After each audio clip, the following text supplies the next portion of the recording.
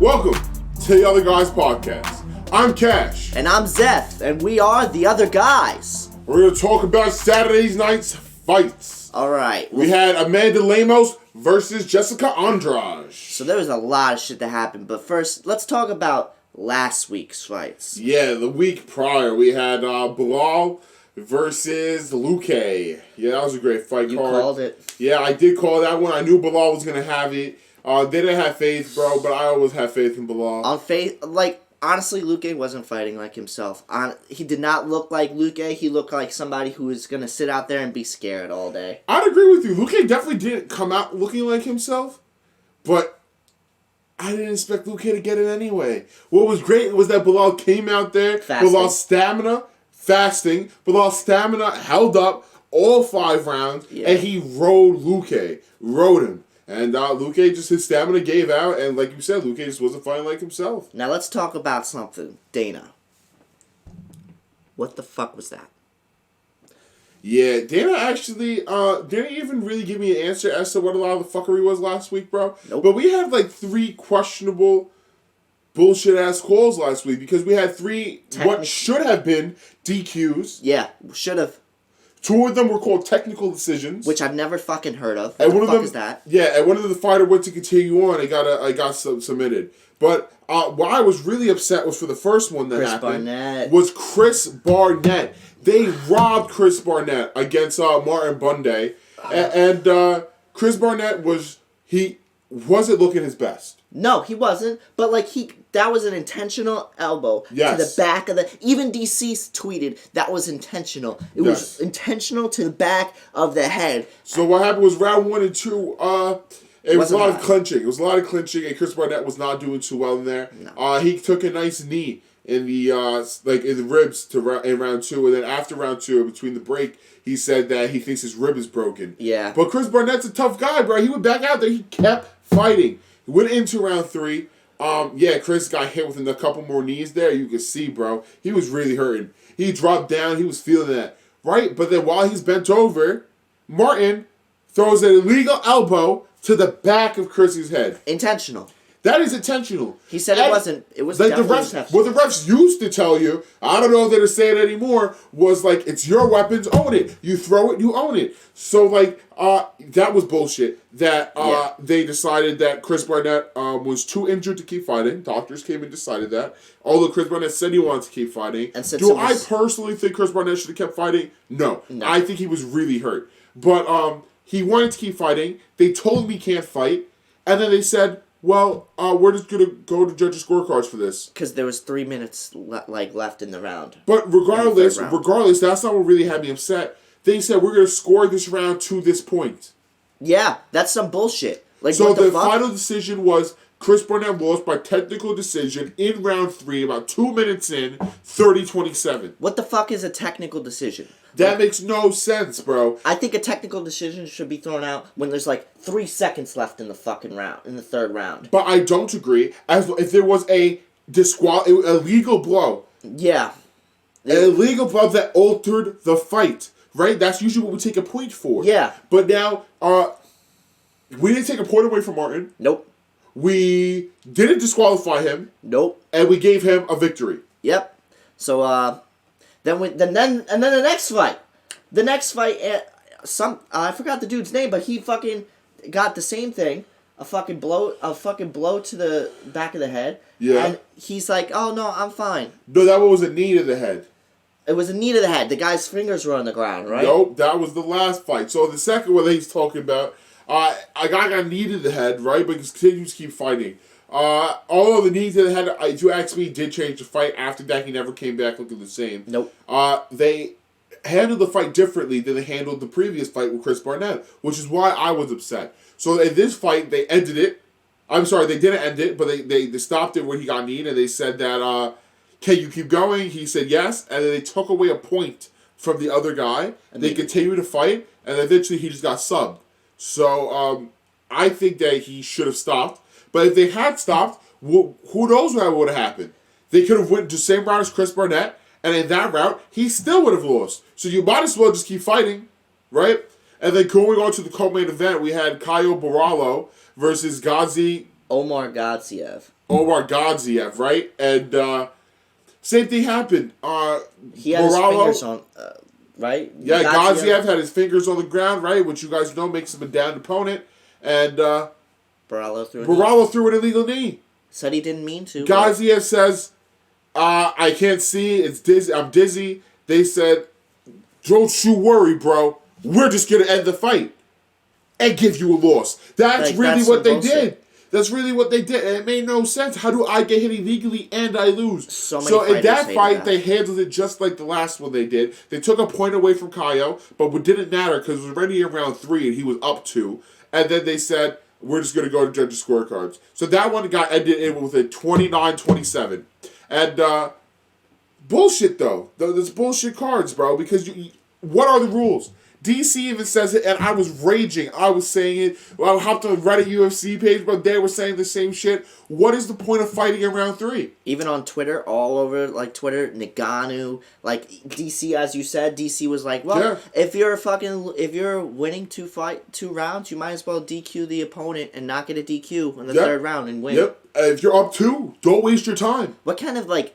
Think about it. In a 5-round fight... Why are we fighting 5 rounds, bro? I'm just going to win the first 2, and then I'm just going to... I gouge you. They're going to take away a point from me, right? And I'm still up on the scorecard, and then we're going to say, go to judges' scorecards. So I'm going to win every time. Petr Yan would have won that first fight. Right? Yeah, exactly. If you want to go back to how previous fights were handled, we could go back to the Petr Yan Aljamain Sterling 1 fight, where Petr Yan illegally kneed Aljamain Sterling in the head in round 4, right? Mm-hmm. How did we handle that one? Aljamain said, I can't keep going. They said it was an intentional illegal strike, and they DQ'd him. That's how Yan lost his belt. Yep. Right? The first time. And then, if we go forward a little bit, we can remember that the Bilal Muhammad versus Leon Edwards fight, where Leon Edwards eye gouged Bilal Muhammad, and his eye was bleeding. How did we handle that one? We called it a no contest. Bullshit. Right? And then we have the 3 last week, right, where we called one a 30-27, and then we have the other 2 where we called it a 29-27. So what do we do? Where are the rules? What are the rules? Maybe they should go get Aljo's book. Aljo's MMA for Dummies rule book. Yeah. Yeah, Aljo had the key. Even Aljo came out and said that, like, when I got kneed in the head, I got a belt. So what are the rules? What are the rules, Dana? Honestly, Dana, I think you need to, like, send a mass memo out to, like, all these, like, fighters. Every fighter that's on your roster. Yeah, I think if you get DQ'd out, you should have to pay a fine of some sort. Yeah, like, that's what they do in the Because that's NBA. ridiculous. They do that in all the other sports. In the NBA, if you even, like, speak out against the other team, you get fined, like, These strikes are $20,000. illegal for a reason. You could really hurt somebody. Yeah. You could really, like, change that person's life permanently. Michael Bisping. Like, honestly, like, it's some bullshit, Dana. So, leading into from last week, let's go into this week where that happened a couple more times. The first fight of the night on Saturday, we had Dean Barry versus Mike Jackson, right? Mike Jackson, I'm going to call you out, bro, because I don't know how you got a contract or a fight in the UFC with a professional record of 0-1-0. I don't like the way you fight either. You go like this. You look like you're like milking a cow or something. I don't know how they got you here, but let me tell you, I did put money on you, bro. You are a big underdog at like plus 700. I figured, you know what? Like, I got some money to blow. I'm going to give it to this guy. And it paid off. And it did pay off. Like, you hooked me up, bro. But listen, you got DQ'd. Yeah. Right? So, like I just said, last week we had 3 situations where a DQ should have happened. And this week, first fight of the night, hopped right into a DQ situation, right? And 2 of them were by the way, 2 of them were the same, the 2 technical decisions were the same exact referee. Yeah, Dan Bergliotta. So. But, so start the night, Dean Barry and Mike Jackson, great. This fight begins. Dean Barry, early on into the fight, throws a kick and hits Mike Jackson right in the dick. Or as Mike Jackson wants to point out, it was right in the balls. Right on the fucking balls, as he says. Yes. So that was the first infraction that happened in the fight. And the ref did not stop it. He just gave a quick warning, just keep the kicks up, right? They continue to fight.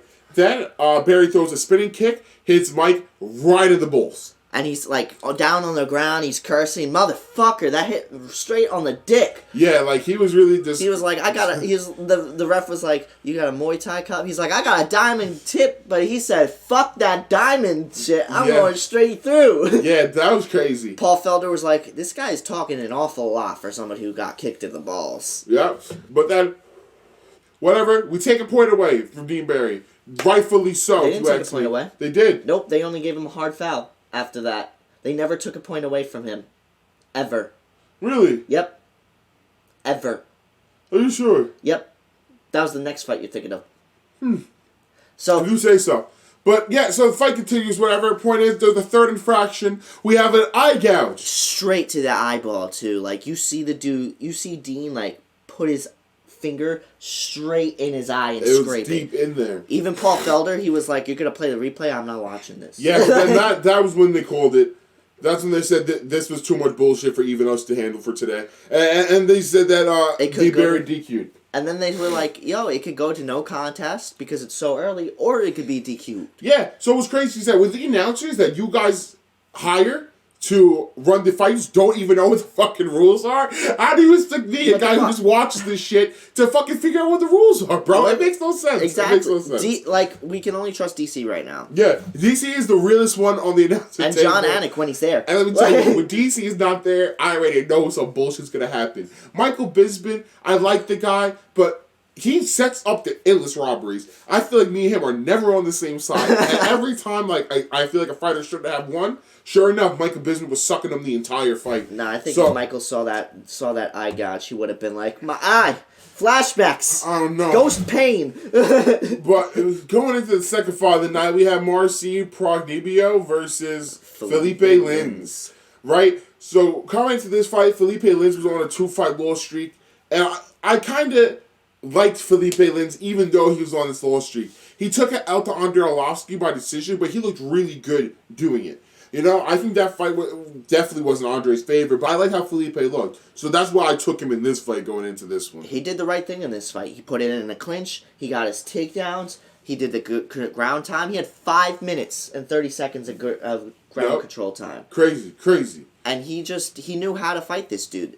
Granted, Marcin threw up more hits than him. But, like, it doesn't really matter because Phillipe was controlling him. Phillipe was hitting the hardest shots. And, yes, in the clinch, Phillipe was killing him. I think the first round went to Marcin because Marcin was throwing them punches. And then the second and third round, Phillipe was like, "Nope, I ain't losing." Phillipe came out there and said, "I know what's up now, boy." Even his judges, his coaches, after the second round of Phillipe, he was like, "You're down." He was like, "It's 1-1. You better go out there and win this." And that's what he did. He came out. He got more takedowns. Yep. And he just, like, dominated. Yeah, you can see he dominated control time, 5 minutes and 30 seconds. He was really riding out of the clinch. He had a nice amount of headshots, body shots. He was killing it. 4 for 11 on takedowns. So Phillipe Lins came out there last night, looked phenomenal. Yeah. They said this was the first time since, like, 2016, 2017 or some shit like that Marcin has ever been in round 3. And also, this Phillipe came down a weight class, too. Yeah, he usually fights a heavyweight. He lost some pounds, bro. Came down to light heavyweight He tonight. said he's more comfortable here. Yeah, he dominated here. Yeah. So I hope to see him come out again sometime soon. Speaking of dominated, Preston Parsons and Evan Elder. Yup. Preston was picking this dude up. Like, it was talk about domination, bro. 121 strikes to 34. He got a 30-26 by one of the judges. Yes, he slapped Elder up, bro. Bro, like... The elbows are crazy, too, bro. The elbows on the ground from top position... Crazy. Dominant. Ruined his cheeks. Like, that dude was bleeding from... Elder was bleeding horribly. You can see Parsons dominated with almost 8 minutes of control time. 121 strikes compared to fucking Elder's 34. Yeah, I told you. It's just insane. I will give Elder the third, like, maybe part of the third round when he was, like, flipping Preston over. I'll give him that. that was it. That was really it. Yeah, Elder really needs to work on his takedown defense, bro. Parsons shot for that takedown, he got it. 4 for 5 in takedowns. That's crazy. He didn't get submitted, though. You want to talk about sub-attempts? 5 sub-attempts. He didn't get submitted. No, but he was getting fucking manhandled, that's for sure. Evan, you need to do more. Preston's... I can't wait to see you fight more. Like, if you're going to dominate people like Khabib used to dominate people and just pick them up and throw them down, we know other people that dominate like that too. How about our fucking lone wolf over here, Cosma? That's what he does. Well, Cosma did great, bro. Cosma's a GOAT. It's crazy to me that people didn't believe in Cosma. I can't wait to see what he does. You were on live the other day, and I went on the other guy's Instagram. There we go, Cosma. Bro, I went on the other guy's Instagram, and I liked you. I said, "You the champ." I hope you saw it. But boom, next fight of the night we got Arichi Long versus Cameron Else. And Arichi needs somebody else. Like, yeah, Arichi Long fucked up Cameron. Bad. Fucked Look at the him strikes. It was a round 1 finish, 2 minutes and 48 seconds in. We have 49 strikes from Arichi Long compared to Cameron's 7. 7. Like, 7 strikes. That's a single digit. I think it was like a English holiday. It was like St. George's something day. Okay. Yeah, and that's why Tyson Fury was wearing what he was We are wearing. talking about 5 times the strikes. Yeah. Horrible That is holiday for you. insane. Like, honestly, Arichi Long came out there boxing, and he was good. He dominated here. With the takedown on top of it. It was just a finish. Like, Cameron, I don't know where you're going. You might get dropped after this. Sorry, bud. Arichi Long, Damn. bantamweight's a hard... There's a lot of people in the bantamweight. So, I want to see you fight more, but, like... It's tough going up there. I hope your takedown skills are as good as, like, your sub-defense, because, like, you're going to need it. Oh, no, Cameron, you hear that? If Dana's watching us, bro. That's already cut you, bro. Listen, next Friday night we got Tyson Pedro versus Ike Villanueva. Oh, man, the Australian guy. Yeah, Pedro did great in this fight. Yeah. Yeah, very dominant. You can see it as soon as he came in. Villanueva looked scared. Pedro came off of how many year lapse? Like, he hasn't fought in a couple years. Yeah, they said he was coming back over a couple of year loss. They said, yeah, he's back. Good for him, because he definitely came out. He looked hot. I didn't know who Pedro was before, but now he's somebody I've been looking out for. Another round 1 finish. It was it was great. Honestly, I think there was an illegal hit in here too, right? It was like a kick to the groin again. Oh, I don't really remember that. But he just broke down the dude's legs. Yeah, that's really what it was. I got caught up with a couple leg kicks, and then just like DC said, you know, you eat the first couple, you think these ain't bad, but then before you know it, it's over. Yeah. He got kicked without. Yeah, kicked to the leg. He got dropped, bro, up against the fence. Over. And then Tyson hit him with that L uppercut. Lights out. Over. Villanueva was done. And so Tyson secured himself a victory last night. Oh, yeah. And a $50K. Because this nigga went out there, he got a knockout. Honestly, Tyson Pedro, like, he came out with his he was like, this one's for my family who's up there. His family was watching, you know. I feel like fighters who have their family watching don't really lose. It's like... I feel like it's quite the opposite. Really? Yeah, you remember, I don't really do it too much anymore, but you remember they used to have watch parties? Yeah. And every time a nigga had a watch party, you knew he was going to lose. But when they're there. When they're there, maybe it's a different story. Yeah, like, if I was a fighter and my family was there, like you were there watching me, I'd be like, oh shit, I really got to put out. I ain't going to watch my best friend watch me get my ass kicked. He'll never let me fucking live down. You can't let it drop. Like, Cash will never honestly, it let me has live to it suck down. if you lose your parents for there, bro. Whenever I go into the UFC, Cash will not let me live that down if I ever lose. Never that. I'm really, after the fight, literally just gonna fuck you up in the back. Like I'm gonna get. You're gonna do my. I'm like, you go to the hospital anyway. You go to the hospital anyway. That's gonna be it. Abusive. Anyways, the last fight on the prelims: Dwight Grant against Sergey Hondokhov. How do you say it? I'm gonna say it's Hondokhov. Hondokhov. If we get your name wrong, bro, hit us up on the Instagram. Honestly, I use DC for reference, so if I got it wrong, DC got it wrong. So you gotta correct both of us. The other guys _ podcast. Yeah, but this fight was I think it was close. This one was a close one. Dwight dropped him like late in round 1. Yeah. But I don't really think Dwight was looking too hot in round 1. No. He just got some lucky shots in. But that's all he really needed. And when he got him down, all Dwight really had to do was just keep swinging. Bro, I swear to God, these refs don't care if you land these shots. They just see a hand coming, and they're like, oh shit, we gotta stop this. So just keep swinging. He stopped, and then fucking Sergey got up, and that was the end of round 1. And then coming into round 2, Dwight just couldn't keep up, bro. These strikes just kept coming, and they kept landing. Dwight's eye was closing up on him. It was just not going well. Dwight got dropped, and honestly, this is weird because there's a lot of welterweight fighters. Like, and the welterweight division is already stacked as it is. Okay. So, like, I don't know where all these people are coming from. Everyone's out here. I feel like there's so many welterweight fighters. Okay. And a lot of them try to be knockout artists, and that's cool. Like, that's all right. You can get a drop. You get your little moment of fame. How's your wrestling? Once you get to the, like, top 10 in the ranks, then wrestling starts becoming a factor in the welterweights. Okay. So, We saw Hondokhov get a takedown. Both of them got a takedown. But I feel like that's not valid. What do you mean it's not valid? You forgetting one of the greatest fucking welterweights that has almost no wrestling at all. Who? Jorge Masvidal. The greatest loser? Jorge was a great, bro. Loser. Listen, Jorge had how many fights against Usman? 2. And how many did he lose? 2. But like, what I'm saying is that like you don't just say that like, oh, you need wrestling to get here. Like you really don't need it. It definitely is a great help. If you look at the top 10 rankings help, right now, yeah. I bet you at least 80% of them are wrestlers. You might 100% be right. But what is that? But that's what I'm trying to say. Dominate in Your the boy division. Bilal is a wrestler. In fact, look at Usman, who is a dominant wrestler, who is not relying on his wrestling anymore. Well, that's because he's training with Trevor Whitman. And he's going straight into striking. Well, he's been having luck with that. Right? And listen, hasn't all his fight, he has 100% takedown defense. Yep. Right? And how many knockouts has he gathered in the last 2-3 years alone? 3 to 4? 3? I think 4. So then, boom. What does that say? I don't need wrestling. Jorge came in there with Usman. Usman did not shoot a single takedown. Yeah. And Jorge still got knocked out. So you don't need wrestling. And Jorge versus Kobe? Yeah, what? Kobe manhandled him. Yeah. So what? I don't know. My point is, Jorge got himself to a title fight without wrestling skills. And in those title fights, wrestling wasn't even a factor. He didn't have to worry about wrestling at all in either of those fights, and he still lost. That's because he's weak in this area. He's only been knocked out once in his whole career, and Jorge's been fighting since he was like 16, 17 years old. In this area. By the Nigerian Nightmare.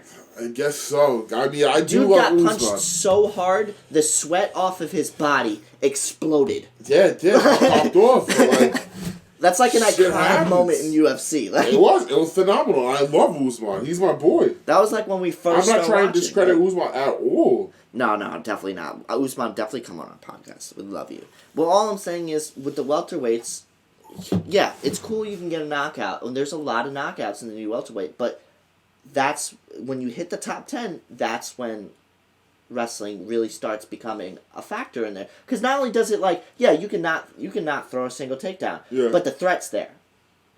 The threat's only there if you imagine the threat to be there. That's not true. That is true. No, because even if you don't imagine it, That is true. if you think there's no threat... I'm going to refer my boy Francis Ngannou, who you can come in with the greatest of wrestling skills if you want. Doesn't matter. I'm knocking you out before you get the chance. He didn't do that to Cyril I'm Gane. not going to let you get the chance. You're right. Because he wrestle-fucked Cyril Gane. That's what I'm saying. And, like, he did But it. that's heavyweight. Yeah. I'm talking about welterweight. Yeah, but I'm just bringing to you references of you don't need anything. It's about can you control the fight? Can you make the fight to what you want it to be? I just think adding wrestling Right? adds If I another keep it at factor. range, it's going to be very hard for a But wrestler to keep up. psychological. It's To some degree. Yeah, that's some what I'm degree. saying. Like, he does, even some if he degree, it is doesn't psychological. imagine there's a takedown, Yeah. you flash it. Just once, you flash it. Yeah. Now, in his head, he's like, oh shit, he can go for the takedown. I guess so. I guess so. It adds an aspect. We were talking the other day about boxing, right? Yeah. There's only 8 strikes. Yes. Tyson doesn't have to worry about those leg kicks. Yes. But if you verse Ngannou in the mixed martial, because lately Yes. Tyson won his last fight with the uppercut, and Tyson was there with Ngannou, who's shaved now and looks very weird, but he was with Ngannou, and they were talking about their fight, and they want to make it like a mixed rules, kind of like how One Championship does it. Like one round it's straight up boxing, the next round it's mixed martial arts. He has to worry about more than just 8 strikes. Yes. That's And gonna be his problem. Yes. Same thing applies here. Like, if you're thinking it's just going to be a fist fight, Yeah. but the dude is a professional Brazilian Jiu-Jitsu 2-time champion like Gilbert Burns. Yes. Gilbert Burns will stand there and throw Gilbert strikes at Burns you. also just got knocked out, by the way. But he'll stand there and throw strikes. No, he didn't. Yeah, he did. He lost by decision. Oh, I'm talking about Usman. We were talking about the whole Oh, Usman well, yeah, thing. yeah. But, Yeah. like, he'll sit there and throw fists with you, but he can still flash the takedown. Yeah. Automatically, your mind is like, oh, shit. This dude can take me down. Yeah. Not only can he take me down, even Yeah. if I reverse him, he's a jiu-jitsu artist. He can beat me from the ground. They're just bitch mentality. Anyways, I think it's bitch mentality. I think fighters got to come out here with a game plan in their head, and they just got to force the fight into their game plan. Yeah, it's a great thing if fighters just can like be diverse and overcome when their game plan doesn't work. But if you're a real one, you control the fight how you want it. Just like my man Usman. I love you too, Usman. He controls the fight how he wants it, bro. Yes, that is true. That is true with most champions, actually. No. Most. I said most. You just say most. Most. You just say most. Anyways, let's get back to this catchweight fight, which didn't even make weight because somebody came in last minute. Marc-Andre Barrios versus Jordan Wright. Marc-Andre came in late because he took the fight on short notice. Yeah, Jordan Wright watched you lose in New York. I was happy then. I watched you lose last night. I'm happy again. Marc-Andre Barrios, crazy, bro. This dude's guillotine choke was in there tight AF. Didn't Jordan even have Wright, control time. Yeah, no, because he just grabbed that choke quick. As soon as he got taken down, he had the... Yeah, as soon as he got taken down, it was locked up already. He locked it up with a clinch. Jordan Wright, you could see his neck was clearly in the guillotine. Homeboy showed zero attempt to get out of it, and then got taken down and choked. Who does he think he is? Volkanovski? Yeah, he thought he was going to pop out of there. He got hair. It's hard. This guy just looked terrible. But yeah, Andre Barrios dominated that fight. From the clinch, he was getting kind of fucked up. As soon as I hit the ground, donezo. Nothing left to say there, Barrios. Keep it up, baby. You killing it. Moving on, we had Charles Jourdain versus Lando Veneta. This fight here, whew. Charles Jourdain. Crazy, bro. Charles Jourdain is wild. He came out there, his all red, his Baki style shit. And Veneta just could not fuck up Charles in the wrestling department like he thought he was going to. Not at all. Yeah, he went for that takedown early, and it did not work out for him. Charles never really tried to get back up. No. Charles won. He locked him a guillotine the first time, did not work out. That second guillotine, though, was the tightest thing ever, bro. And it looked one-armed at first, but it turns out I was wrong. He did lock it up. He did lock it up, so it was a two-handed guillotine, as a normal guillotine would be. So nothing fancy on that end. But he got it done. And I was impressed because who would have thought Charles Jourdain, who has 0 sub wins going into this, was going to try so hard for that sub. So I'm happy it worked out for him. I guess he must have known Veneta was going to come in here looking for the grappling, and he found a way to counter it. So I'm happy for him. 2 straight wins for Canada. Both subs. Yeah, good for them. Back to back. And then we move on to Missy Barber and Montana De La Rosa. Yes, that fight was also crazy. Good fight. I thought it was a great fight. Missy Barber did phenomenal yesterday. Manhandle. They were both on the ground a lot. Like they both sprawled on the ground a lot. Because even though Missy got 7 minutes of control time, Montana had almost 6 minutes. But it wasn't really ground control time. It was on a clinch. They were in the clinch a lot, which is what was impressive was that Missy Barber was winning these clinch... Shorter. She was shorter, but she's winning these clinch fucking little wars they were having, and she's a striker, and it was like, this is what Montana should have been fucking dominating, and she was getting fucked up. 80 strikes to 41. Missy dominated that. Montana didn't win a single round. No. Dominated. 30-27 across the board in favor of Missy Barber. Missy Barber, phenomenal. Keep it up, homegirl. I don't know. Killing it. And what was great was Missy Barber also was trying to get that rear naked choke on her so many times. She kept trying to take her back so many times. It didn't work. And really, she really wasn't getting it too great, but she fought for it, which is impressive. When you go against a Brazilian Jiu-Jitsu person, when you know you're just a striker. It's impressive, but she retains her ranking, and Missy Barber is only 23. She's young.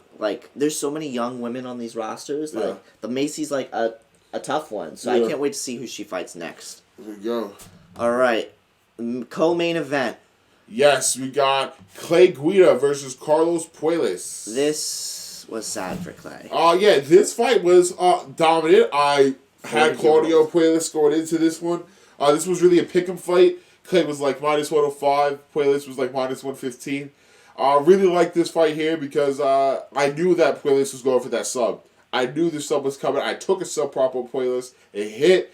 I was hyped. That knee bar was crazy. Quick. We saw him lock it up before, and a part of me knew that was coming again. Quick. It was quick. Yeah, quick. He went from an arm triangle quickly. Like he the lost second the arm Clay triangle. let that leg slack, like he let it over. chill. It was donezo, bro. He locked it up. He stopped guarding turned that him leg, over. and it was done. It was over. Yeah. Clay tapped quick too. And after the fight, he was a good sport about it. They were chatting up. It was quick. It was only 3 minutes. He has the most knee bars in lightweight history. Yeah, I think in UFC 3. history. It's like 3 though, so it's like really not that impressive, but like it's kind of impressive at the same time. Yeah, like he's an expert in something. Yeah. Like Paul Felder would say, guys, the knee bars coming out, and they still got caught with it. It's crazy.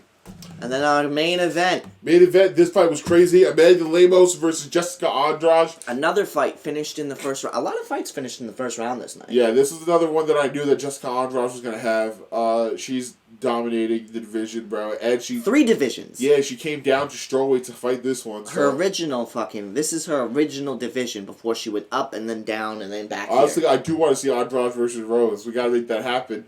Andrade fought Lemos. Lemos was ranked, 10 or 11? Yeah, and she was on a 5-fight winning streak. Andrade is ranked 1 in her division, so I don't know what's going to happen now. But I hope that Andrade gets an opportunity in this division to get some of the bigger names. And this was like a weird fucking submission. Yeah, this was some fight that happens with like UFC 4 or something, bro. Because if you look at the strikes, 7 strikes from Amanda Lemos to 3 strikes from Jessica Andrade. But Jessica Andrade got the win with in a round 1. standing arm triangle. Yes, I've never seen that one done before. It's because she was shorter and she was dragging her neck down. Pulling her neck down, yep, and the arm was on the other side. There's nowhere for you to go. It was a wrap. Never seen a standing arm triangle done before. Lemos tapped, like it took a little bit, but Lemos tapped. Yeah. You could see her afterwards with the ref like adjusting her jaw. Yeah, it was donezo. But good for Andrade. She came out, killed it. Yeah, this was a good card, honestly. Coming from last week's all those bullshits. Yeah. Like this gave me a little bit more. They had us at the beginning though. They had us. They almost had us. Yeah, but they recovered. You almost had us in that first half, Coach. But they recovered. So I'm impressed. So, word. Our fight bonuses. I think everyone who got a knockout got a fight bonus. Can't really quote me on that. But it was pretty awesome. Next week, we're going to have 2 videos. We're going to have this review, and then we'll have a separate video for the Rob Font and Chito Vera fight. And it's going to be awesome. We're going to start doing this just to make it a little more so we can, post more for you guys. Because this, we do this for us, but it's also for you guys, the people who watch us. So more content, more stuff coming from us. Keep posted. Anyways, the performance of the night went to Jessica Andrade with that standing arm triangle, obviously. Also, Claudio got a performance of the night bonus for the knee bar. And so did the fight of the night went to Sergey and Dwight Grant, which was a war. That was a war. I could definitely agree that going to fight of the night. And that kind of wraps it up, guys. Yup. We will see you in a couple of days. Peace.